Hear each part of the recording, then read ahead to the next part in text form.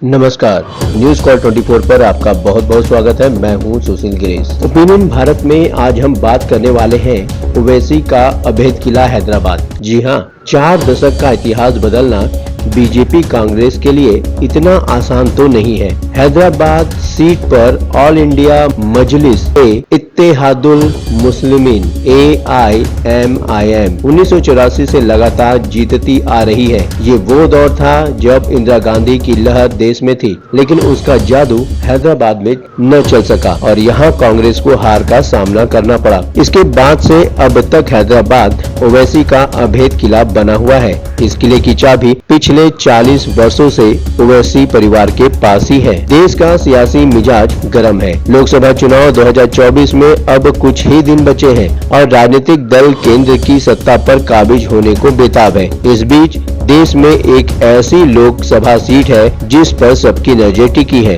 दशकों से यहाँ न सबसे बड़ी पार्टी का आधिपत्य है और न ही देश की सबसे पुरानी पार्टी का। ये सीट है हैदराबाद, जहाँ 10 बार से सिर्फ एक ही पार्टी का उम्मीदवार लगातार जीतते आ रहा है। दूसरी पार्टी का कोई उम्मीदवार सामने मैदान में टिक ही नहीं पाया। किसी दूसरी पार्टी के उम्मीदवार के लिए इस सीट पर जीतने की कल्पना करना भी मुश्किल है। इंदिरा गांधी से लेकर मोदी लहर तक इस सीट पर किसी का कोई प्रभाव न पड़ सका। इस लोकसभा चुनाव में भी बीजेपी और कांग्रेस के लिए हैदराबाद का 4 दशकों का इतिहास बदलना आसान नहीं है। दरअसल हैदराबाद कभी आंध्र प्रदेश की राजधानी हुआ करती थी, लेकिन 2014 में अलग राज्य बनने के बाद हैदराबाद तेलंगाना की राजधानी बन गई। वोटर्स के आंकड़े की बात करें तो इस लोकसभा सीट पर करीब 60% मुसलमान तो करीब 40% हिंदू आबादी है। इस हैदराबाद सीट पर ऑल इंडिया मजलिस इत्तेहादुल मुस्लिमीन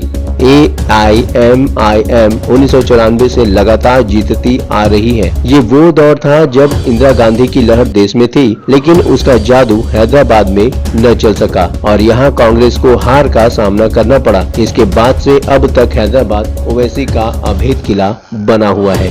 इस किले की चाबी 40 वर्षों से ओवैसी परिवार के पास ही है। हैदराबाद सीट पर AIMIM चीफ असुद्दीन ओवैसी के पिता दिवंगत सलाहुद्दीन ओवैसी 1984 से 1999 तक लगातार 6 चुनाव जीते।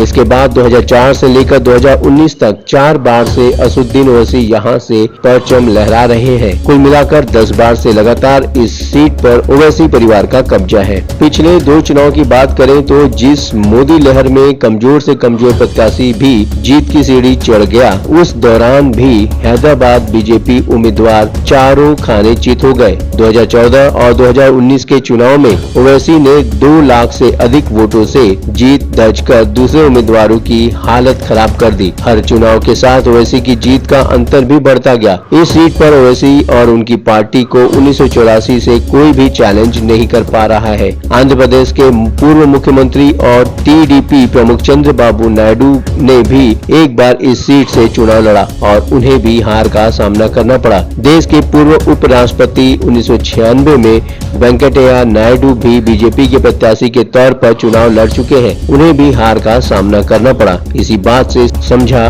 जा सकता है कि सभी पार्टियों के लिए यह कितनी महत्वपूर्ण सीट है। इस सीट पर क्यों नहीं पड़ रहा कोई असर, आइए समझते हैं। अब सवाल उठता है कि आखिर क्यों इस सीट पर कोई और उम्मीदवार नाकाम ही साबित हो रहा है। इसका जवाब है कि इस सीट पर मुस्लिम वोटों का सबसे अधिक प्रभाव है और ओवैसी परिवार हमेशा से मुसलमानों की राजनीति करता रहा है। पिछले कुछ वर्षों में जिस तरह से असुद्दीन ओवैसी के छोटे भाई अकबरुद्दीन ओवैसी समेत अन्य नेताओं ने अपनी सभाओं में खुले तौर पर विवादित बयान दिए हैं, उससे भी साफ है कि पार्टी हमेशा से दिखाती रही है कि यही है जो मुस्लिमों की बात करती है। खैर, बात भी सही है। दूसरी पार्टियों ने यहाँ कभी कोई खास प्रयास नहीं किए। प्रयास हुए भी तो वोटर्स और समीकरण को ध्यान नहीं रखा गया और प्रत्याशी मैदान में उतार दिया गया। बीजेपी भी समय समय पर हुंकार भरती रही, लेकिन वे प्रयास नाकाफी साबित हुए। वहीं कांग्रेस और राज्य की क्षेत्रीय पार्टी BRS की तरफ से कोई खास प्रयास नजर नहीं आए। शायद यही कारण है कि हैदराबाद के बहुसंख्यक वोटर दूसरी किसी पार्टी या उम्मीदवार पर अपनी अभी तक पूरा भरोसा नहीं जता पाए। हालांकि किसी पार्टी द्वारा अगर कोई मजबूत मुसलमान प्रत्याशी उतारा जाता तो मुसलमान वोटर्स के अलावा हिंदू वोटर्स को भी एक हद तक साधने का काम करता, तो शायद चुनावी समीकरण बदलते और ओवैसी के इस अभेद किले में सेंध लगाई जा सकती। अब इस बार के लोकसभा चुनाव की बात करें तो सिर्फ बीजेपी ही कड़े प्रयास करती नजर आ रही है। पार्टी ने फायर ब्रांड नेता माधवी लता के रूप में मजबूत प्रत्याशी उतारा है। माधवी लता पहली बार चुनाव लड़ रही है, लेकिन बीजेपी की तरफ से मजबूती से ग्राउंड लेवल पर हमेशा नजर आती थी। माधवी काफी मजबूती से चुनाव लड़ रही है और उन्होंने दावा किया है कि वह 1.5 लाख से अधिक वोटों से ओवैसी को मात देंगी। प्रचार प्रसार के लिए जहां जहां वह जा रही है वहां सुर्खियां भी खूब बटोर रही हैं। प्रधानमंत्री मोदी भी उनके कार्यों की तारीफ कर चुके हैं, पर बीजेपी प्रत्याशी की राह आसान नहीं है। बीजेपी प्रत्याशी भले ही लाख दावे कर ले, लेकिन ओवैसी को हराना आसान नहीं है, या ये कहे कि ओवैसी को हराना मुमकिन नहीं है। इसका सबसे बड़ा कारण ओवैसी को मिलने वाले एक तरफा मुस्लिम वोट है, जो इस सीट का पूरा समीकरण तय करते हैं। इस लोकसभा सीट के अंतर्गत 7 विधानसभा सीटें आती हैं, जिनमें से 6 पर ओवैसी की पार्टी का कब्जा है।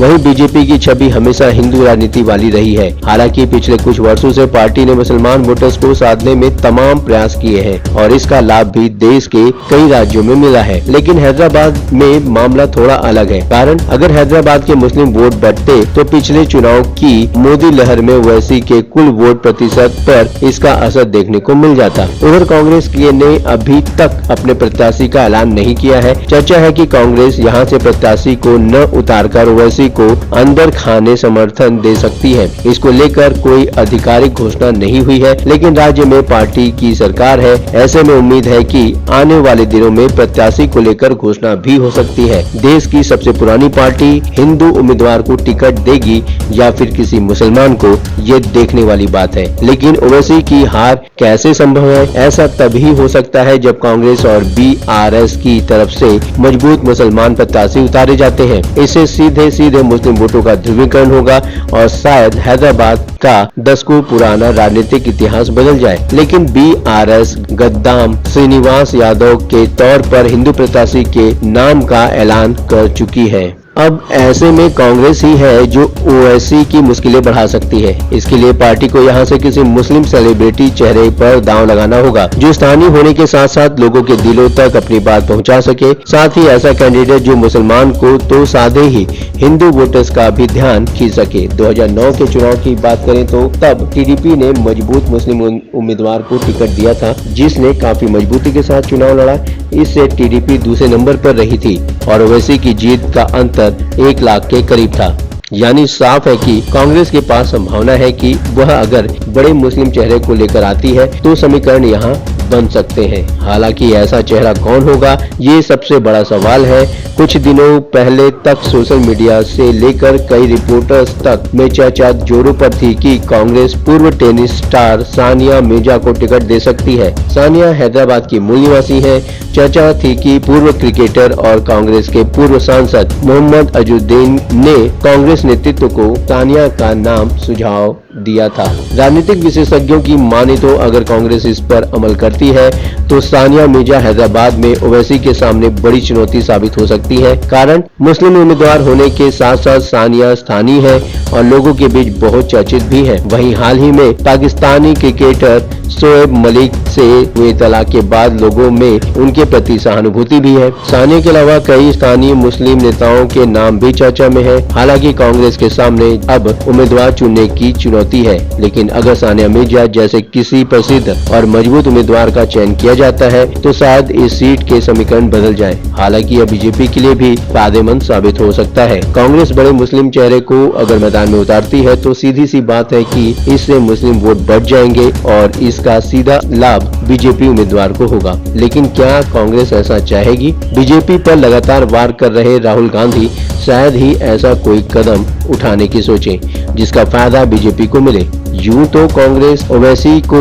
बीजेपी की बी टीम करार देती है, लेकिन इस चुनाव में नहीं चाहेगी कि ओवैसी हारे। कांग्रेस नेतृत्व तो यही चाहेगा कि ओवैसी ही जीते, क्योंकि इससे सीधे सीधे बीजेपी को हार मिलेगी। यही कारण है कि कांग्रेस के तेवर ओवैसी के प्रति अब नरम नजर आ रहे हैं। रेवंत रेड्डी और ओवैसी के हालिया बयानों में नरमी देखने को मिली। वहीं बीजेपी यहां कई बार दूसरे नंबर पर भी रही है और पार्टी की स्थिति अन्य दलों के मुकाबले मजबूत नजर आती है। हालांकि आंध्र प्रदेश में गठबंधन करने वाली बीजेपी को हैदराबाद में भी टीडीपी से किसी मजबूत उम्मीदवार की मांग करनी चाहिए थी, ताकि मुस्लिम वोटों को काटा जा सकता है और ओवैसी के लिए चुनौती पैदा की जा सकती है। लेकिन अगर कांग्रेस सानिया जैसे किसी मजबूत उम्मीदवार को उतार देती है तो बीजेपी को भी लाभ मिलने की संभावना है। अब देखना यह है कि ओवैसी का अवैध किला हैदराबाद कौन भेद पाएगा। आप अपनी राय हमें कमेंट के माध्यम से भेज सकते हैं। अभी तक आपने हमारे इस चैनल को सब्सक्राइब नहीं किया है तो कृपया इस चैनल को सब्सक्राइब करें, फॉलो करें और नोटिफिकेशन में जाकर ऑल का ऑप्शन दबाना बिल्कुल ना भूलें। नमस्कार।